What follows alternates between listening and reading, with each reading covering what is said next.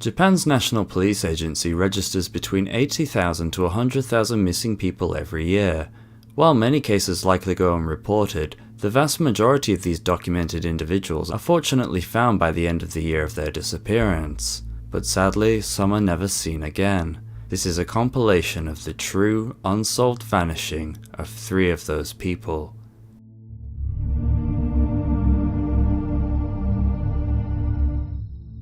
Although I usually create in-depth, long-form videos focusing on one case at a time, I decided to look into some smaller cases that don't have as much information available. Many of such incidents are completely unknown, even in Japan itself, so I, and I hope you too, thought it would be interesting and worthwhile to shed some light on them. If enough people enjoy it, maybe it can become a series. If you're a returning viewer or someone new to the channel, welcome. I make videos on Japanese cases, strange, solved and unsolved. If that sounds like something you think you'll find interesting, please consider subscribing and turning on notifications. In any case, let's get on with the video.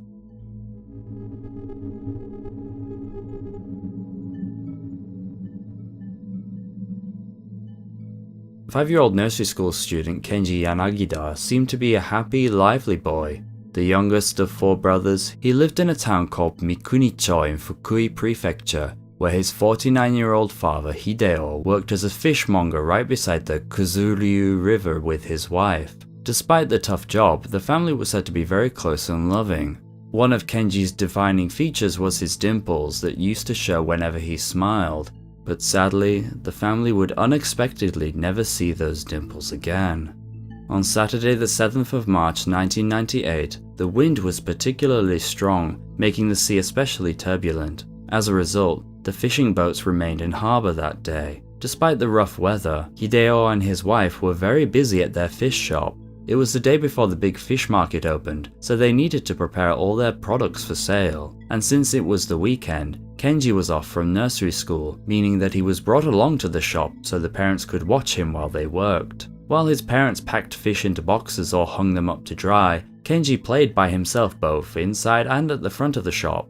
Although his parents were occupied with their work, they made sure to keep an eye on their son as much as possible, and even tried to entertain him while they were working. At around 2:30 PM, Kenji crossed the road at the front of the shop to stand at the bank of the Kuzuryu River, which flows into the Sea of Japan. When his mother soon caught him, she quickly shouted out, "You're not allowed over there," to which Kenji turned around and acknowledged her before coming back. Kenji was also seen again by a member of the public at around 3 PM at the same location, but sadly this would be the last sighting of him. He was gone just like that. Upon realizing that they couldn't find their son, the parents immediately stopped their work and ran around the area frantically searching, focusing on where they had last seen him, beside the Kuzuryu River. After being unable to find him, they went to the Mikunicho police station at 6:40 PM to report him as missing. Due to Kenji's age and the circumstances of the incident, the police began an intense search that very evening. 200 local volunteers also joined in the hunt for Kenji. Divers scoured the river and sea, and officers searched along the bank. At around 10 AM on the following day, now the 8th of March, Kenji's yellow rain boots were found, the same he was wearing when he went missing. They were resting in water that was only 4 centimeters deep. The boots offered hope that he would be found, but sadly there was no sign of Kenji himself, and no clues as to what had happened. But the discovery of the boots wasn't the only thing that happened that day. That very same evening, someone called the Yanagida home. Since the parents were out searching along with other volunteers and the authorities, Kenji's older brother, 10-year-old Masanori, answered the phone. 柳田ですって言ったら、まだけしか聞こえなくて、ケンジの顔に結構似てた。Kenji called his brother Ma-kun as a sibling nickname, so could the Ma that the brother heard over the phone have been Kenji saying his brother's name? It's unclear if anything else was said, but the fact that the brother claimed he heard his nickname and it sounded similar to Kenji is certainly concerning. On the 9th of March, 2 days after the disappearance, 200 divers focused their search around the area where the boots were found, extending 400 meters downstream where the river enters the sea.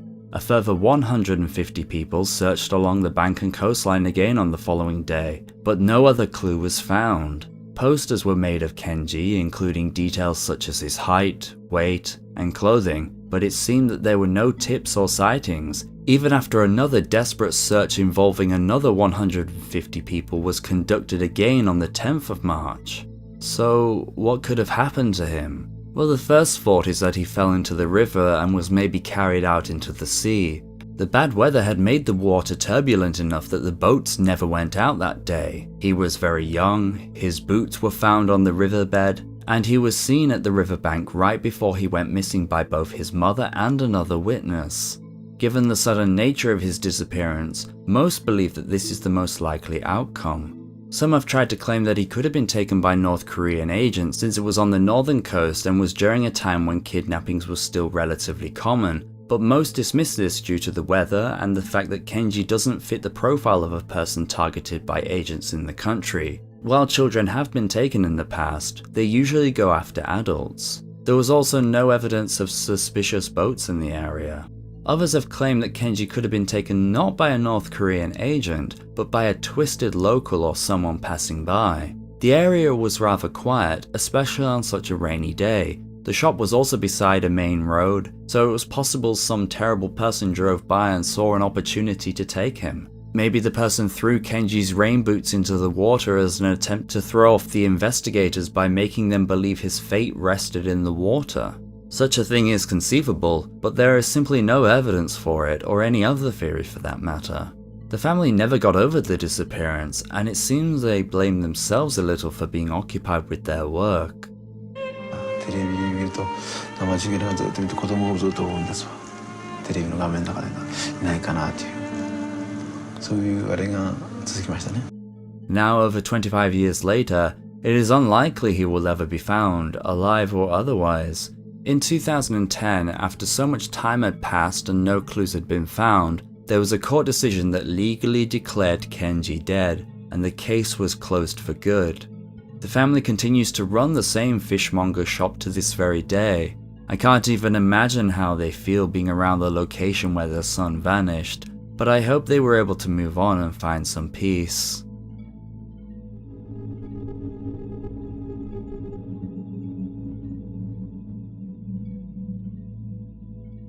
The next case takes place in Asahikawa, Hokkaido, where Tomohiro, who I covered in another recent video, also disappeared. Please check that video out if you haven't already. 27-year-old Yukiko Nakamura was said to be a very lively person. She was an enthusiastic Dai Kagura performer, taking part in lion costume dances, umbrella twirling performances, and other Japanese cultural acrobatics. Yukiko loved the activity so much that she intended on becoming a professional Dai Kagura teacher. Belonging to the Japan Arts Council, she studied Dai Kagura for 3 years and then independently for another year after that, so she was clearly a passionate and diligent student. She had a dream she was focusing hard on and was performing in well-known entertainment halls in Tokyo. But sadly, something very strange would happen. On the 22nd of August 2009, Yukiko participated in the 20th National Truancy Consideration Convention, where parents, teachers, and other individuals come together to try and help children who have difficulties attending school.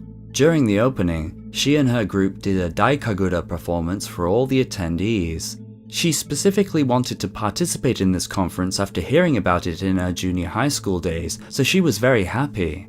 Upon performing and hearing the claps of celebration, she was considered to be deeply moved and in high spirits. According to her colleagues, she had a great time. After the event, she returned with other staff to Kitasenju Station before parting ways and heading towards her apartment in Nishiarai in the Adachi ward of Tokyo. It would be the last time her friends ever saw her. On the following day, the 23rd of August, Yukiko traveled alone to Asahikawa in Hokkaido for a trip. Surprisingly, despite being around a lot of people the previous day, she never told any of her co-workers, friends, or even family of this trip.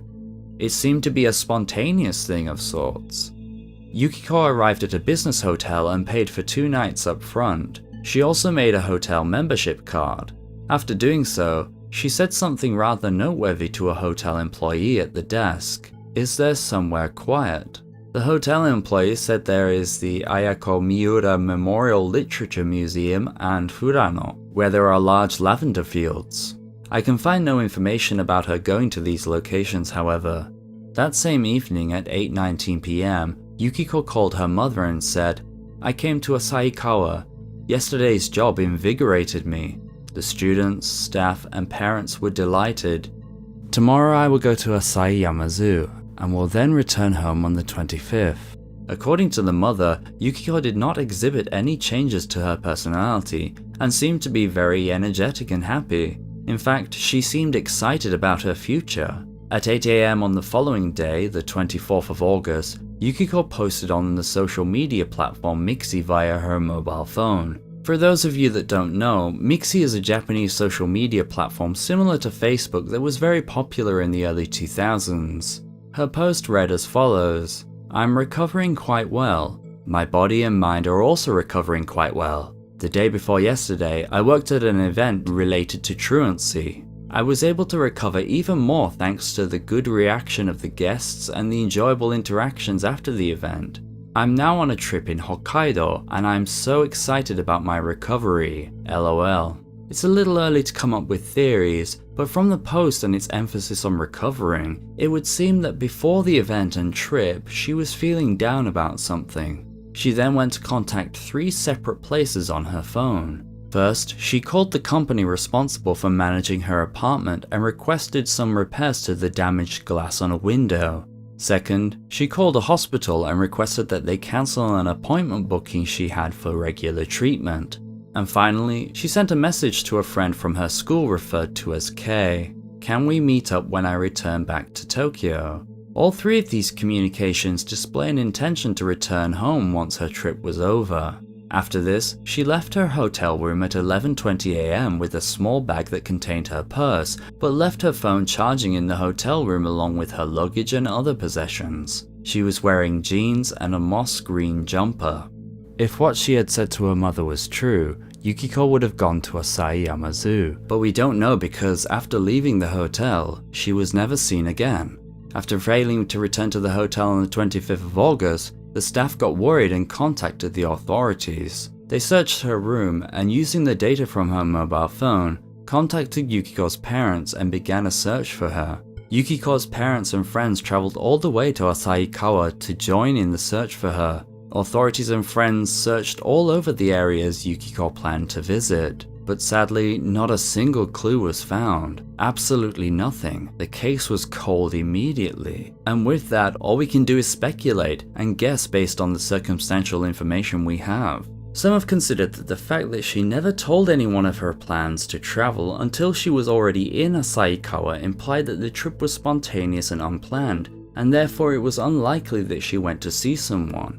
It wasn't a secret since she told her mother via a phone call and also messaged Kay as well as posted on social media, so some have argued that she wasn't intending to do something she wished to hide from others. She didn't display any suspicious behavior when contacting people either, and no one could tell that anything was wrong.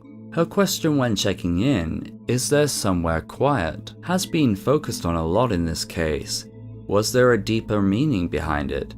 Some have interpreted it to mean that Yukiko wanted to go somewhere away from the hustle and bustle of the city life to clear her mind and meditate. Or maybe she had a lot going on in her head, maybe even some dark thoughts, and wanted to do some thinking in a place where she wouldn't be distracted. Others have interpreted it as something more unrelated to the case, and that Yukiko simply wanted to enjoy her trip in a calm, less touristy area. Maybe she wanted to change her pace since she was busy with the previous event she attended and had been around a lot of people. Considering she intended to also visit a crowded, popular zoo, however, some are not so sure.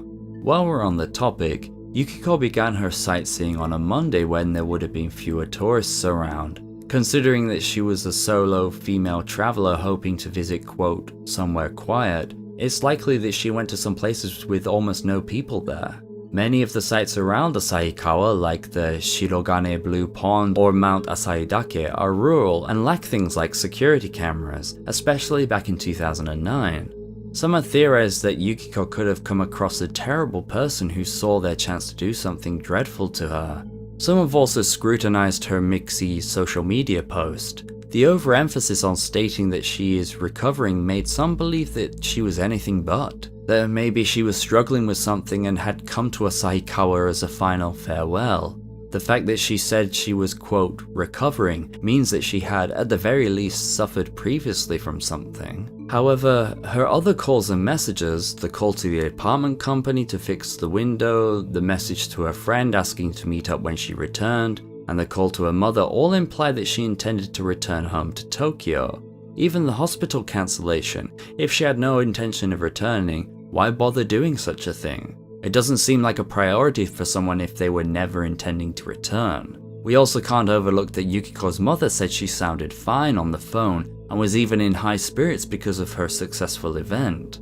Authorities interviewed family and friends and all said that they couldn't believe that she would make herself disappear. As far as they could tell, she was showing a lot of enthusiasm for Daikagura and her future. Authorities also naturally investigated the hotel room and found nothing like a farewell note.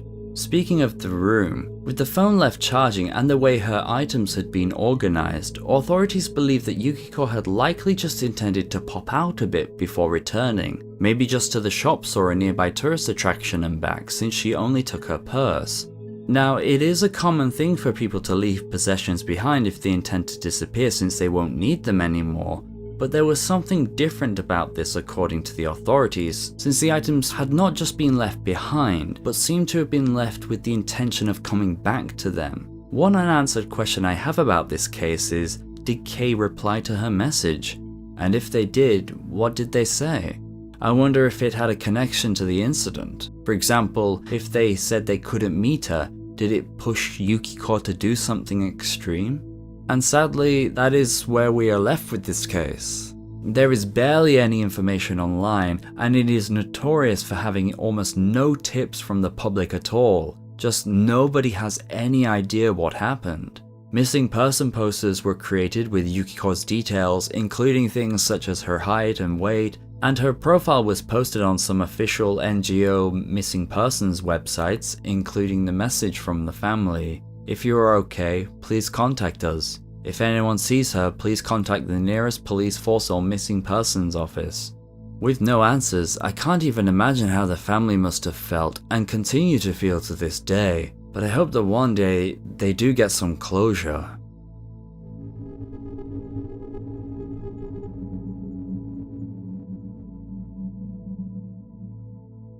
The third and final disappearance detailed in this video takes us to both Gifu and Fukui Prefecture.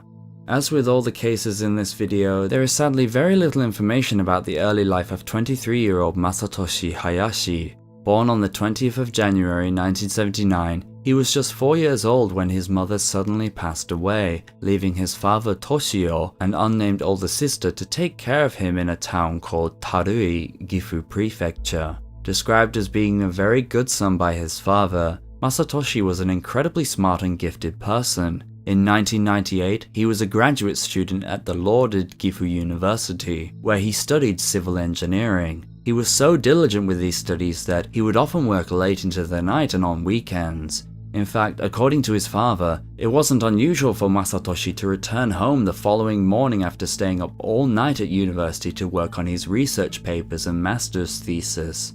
But sadly, as we will soon find out, this hard work would unfortunately go to waste.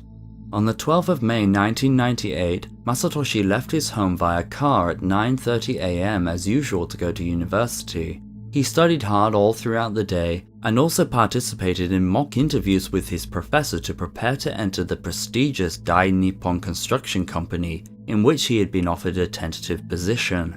At 10:30 PM, he said goodbye to the staff to drive home, and sadly, that was the last time he was ever seen again. His father noticed he didn't return home that night, but just assumed that he was staying overnight at the university to study. Like I just mentioned, it wasn't unusual for Masatoshi to do this at all, even spontaneously, so it didn't cause any concern at this point, and the father went to bed without seeing his son return home. The following day, however, he would receive something that caused a bit of concern. At around 8:30 PM on the 13th of May, he received a phone call from the professor that Masatoshi was practicing interviews with, stating that Masatoshi had not shown up for a scheduled meeting. This was very out of character for the diligent Masatoshi, so it caused some confusion for both the father and the university staff. But still, there wasn't so much concern at this point. Maybe he just got lost in his work and forgot about his plans to meet the professor. The next phone call he received, however, was certainly alarming, and the beginning of what I discovered to be one of Japan's strangest disappearances.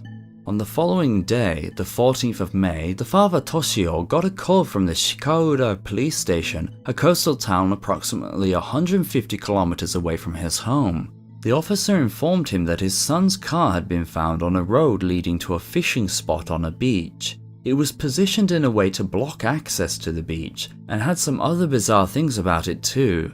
Sensing something was very wrong, Toshio immediately got into his car and rushed down to the scene himself, arriving at around 5 PM to meet with officers there. The car was reported to have been there since at least the early hours of the 13th, so a few hours after Masatoshi was last seen on the night of the 12th. The door had been locked, and Masatoshi's wallet, which contained money and his driving license, were left behind. Other important documents and his laptop were also left inside the car. The seat was also fully reclined. It seemed that the only thing missing was Masatoshi himself. But the strangest thing is what was found on the laptop. A message written at 2:03 PM on the 13th of March. "Oh, I am already so tired. I feel like I got a little lost. I came here without thinking. Even if I enter into a major construction company, I have no confidence at all. When I think of my master's thesis, I shudder. Sorry for saying such utterly selfish things. My regards to my teachers. I give my computer to my brother-in-law. I'm very sorry." The father, some friends, and university professors were asked about the message, and all stated confidently that it did not match Masatoshi's writing style at all. And as if that weren't enough, Attorney at Law and Managing Director of the Investigations Committee, Hiroshi Kawato, professionally analyzed the writing and compared it extensively to other similar notes. He concluded that it was indeed not written by Masatoshi, that the style of the note was unusual, and it was likely that someone else, a third party, wrote it to make the authorities falsely believe that Masatoshi had ended things himself. While the text uses colloquial words like sunmasen instead of the more standard sumimasen, its writing style is inconsistent and seems to be written by someone who is not a native Japanese speaker.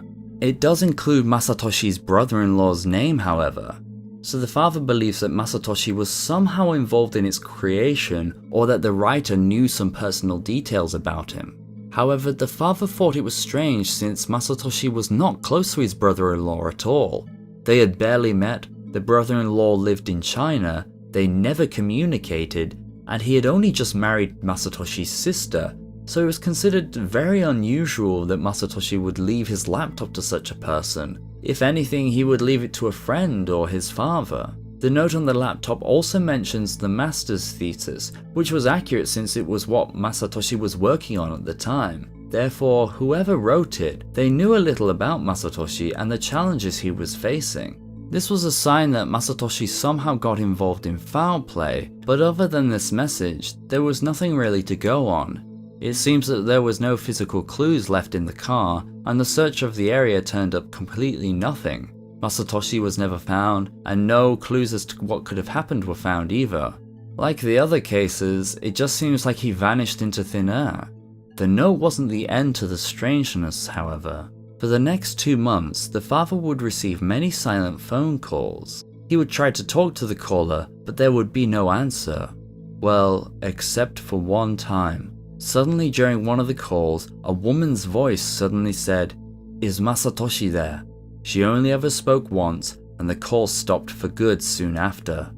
And here is where things mostly get cold. The incident was certainly very strange, but there were no answers. So where does this leave us, and what could have happened? Well, let's start with the most prevalent theory that the authorities believe is the most likely, that he was taken by North Korean agents. Military scholar, journalist, and political commentator Kazuhiro Araki went to the area to do some investigating. At a restaurant near where Masatoshi's car was found, he asked staff about the area. They told him that they had heard of a suspicious boat just off the coast signaling to the shore, and that a small boat would travel from land to the larger boat when it did. This is consistent with how North Korean agents have operated in the past. Just a baseless rumor, you may think, but things get a little weird. In the summer of 1998, 2 to 3 months after Masatoshi went missing, something bizarre would happen to a doctor working at the School of Medicine at Gifu University, the same university where Masatoshi was studying. He was working late into the night, and by 9 PM he was the only one still at the facility. At this time, he received a phone call at his personal desk. He answered it, but couldn't understand what was being said at all. He had little memory of it, but it wasn't Japanese, and for him, it was incomprehensible. This was especially strange because no one ever called his desk except for school staff or people he was directly involved in, especially this late at night. The calls always had a purpose. After the phone call, he made preparations to leave and return home. He got in his car, drove out of the Ibukicho parking lot, and came onto Nagarabashi Street. As he did, a car suddenly came up right behind him and started flashing its lights. Feeling unnerved because of the phone call before, he turned left down a road after crossing Nagara Bridge and then quickly left again, intentionally doubling back in an unusual way to see if the car was following him. Sure enough, the pursuing car did the same. It kept close behind him, and the doctor now felt he was in danger. As he approached Ropponmatsu, he quickly turned left again without using his turn signal and accelerated. The pursuing car did the same. The doctor managed to put some distance between himself and the following car, and it was at this point when he turned off his headlights and hid in the shadows between 2 houses. The pursuing car also turned off its headlights and chased the doctor, further proving that this was a very dangerous situation. Since it was a farm road, there were few street lights and it was very dark. Therefore, the doctor was very well hidden. The pursuing car stopped on top of a hill, so its silhouette was easy for the doctor to see from his own vehicle. The occupants seemed to be searching for the doctor's car from the vantage point. After a while, the suspicious car turned its headlights back on, turned around, and drove the way it came. So, why am I mentioning this? Well, the language used in the phone call which the doctor couldn't understand seems to have been Korean. And there's more. The pursuing car came from the direction of a nearby Chonglyon, or General Association of Korean Residents in Japan building. I've touched on this in another video of mine, but there are many North Koreans living in Japan. They've established their own schools and businesses in the country, and are totally loyal to the North Korean regime rather than the Japanese. They have also had a hand in North Korea's nefarious activities in the country, such as the horrible abduction of Japanese citizens. This, together with the call, makes it seem like this could have been an abduction attempt. Speaking of the call, investigators and the doctor believe that the intention was to find out if he was alone and still in the university. If it were a call to threaten him, it would have been a call to his home or mobile phone, since those numbers were on all his documents and much easier to access than his desk phone. And if the purpose was to attack him, there would be no need for the car because the perpetrators would likely do it at the university upon confirming he was still in his office. And this wasn't the only case. It seems that Gifu University was a dangerous place at night, and there were a few attempts to drag students, male and female, into cars. Around the time of Masatoshi's disappearance, a woman was returning home on her bicycle late at night when a group of men in a car started chasing her. Luckily, she managed to escape down a narrow road where the car couldn't pursue her. This could have been an unrelated crime, of course, but the close timing of these events seems suspicious. We are still not done though. Since this has been a bit of a rabbit hole, I won't go into too much detail now since I would like to do a video on this in the future, but on the 22nd of December 2001, an event happened with a North Korean spy ship near the Japanese island of Amami Oshima, known as the Battle of Amami Oshima. After engaging pursuing Japanese Coast Guard vessels, a North Korean spy ship sank via an explosion that was self-inflicted. When the ship was raised from the sea by Japan in 2003, they found a Japanese mobile phone. After analyzing it, the authorities learned that this phone was bought at a mobile phone store in Gifu Prefecture where the university is. They searched the phone book and call records and learned that it had made landline calls to Yakuza offices in Tokyo. mobile phone calls to local Gifu gangsters, and hundreds of phone calls to both North and South Korean residents in Japan. While it was bought a couple of years after Masatoshi disappeared, it shows that North Korean agents were extensively operating in the area at the time. And as if all that weren't enough, there was another case that happened in 1989 in the same location that was strikingly similar to this. Just 17 kilometers away from where Masatoshi's car was found, another man, 39-year-old Mitsugu Yamashita, suddenly disappeared on the 27th of December after leaving his home at 4 AM to go fishing. Sadly, he was never seen again. His bait box was discovered at the coast, but nothing else. His car was found blocking the road along the coastline just like Masatoshi's was. It was also locked, and many possessions were left behind, including a partially eaten onigiri. Having grown up in the area, Mitsugu was an excellent swimmer. A search of the area proved he hadn't fallen, and there was no motive for him to end things himself. It was just a complete mystery, but a North Korean kidnapping was highly suspected. Years after the disappearance, both Mitsugu's family home and his parents' home would receive continuous silent and suspicious phone calls, again just like Masatoshi's home. It could be a coincidence, but many who have looked into these disappearances feel like it isn't. The question is, why kidnap Masatoshi? Well, because the doctor and other students at the university also had strange incidents of being chased by groups of men in cars, the theory is that North Korean agents were targeting educated people who could be forced to support their regime. Engineers and doctors with modern education at the time would have been valuable assets, and with Gifu University being in relatively close proximity to the north coast of Japan as well as near a Tongryon loyal to the country, it likely made the location a prime target. I know we went down a bit of a rabbit hole there, and there is some speculation, but it is the likely cause of the incident. Other ideas of him going on a spontaneous fishing trip don't make sense because Masatoshi never showed any interest in the hobby at all and had no equipment. There is one thing that happened before his disappearance that is a little noteworthy, however. On the 28th of April, roughly 2 weeks before he went missing, Masatoshi completely filled the tank of his car up with petrol near the university. And soon on the following day after going to university as normal, he filled up another 45 litres at a different petrol station. Upon his disappearance, a pass for the Kanazawa toll road was discovered for this time period, but no one knew why he travelled so far from his home and for what purpose. Was it related to his disappearance or something else? Like the other cases, it went cold, and this is where we're left with the disappearance of Masatoshi Hayashi. In 2014, his father Toshio gave an interview for the Asahi Shimbun entitled, "Father Waiting for His Son's Smiling Face." In it, he sadly proclaims, "My life has been a mess since my son disappeared. I want my son to return as soon as possible." 2 months before his disappearance, Masatoshi traveled to India with a friend, and the photos of him on the trip were the final ones taken of him. His father cherishes these images greatly, often looking at them to this very day.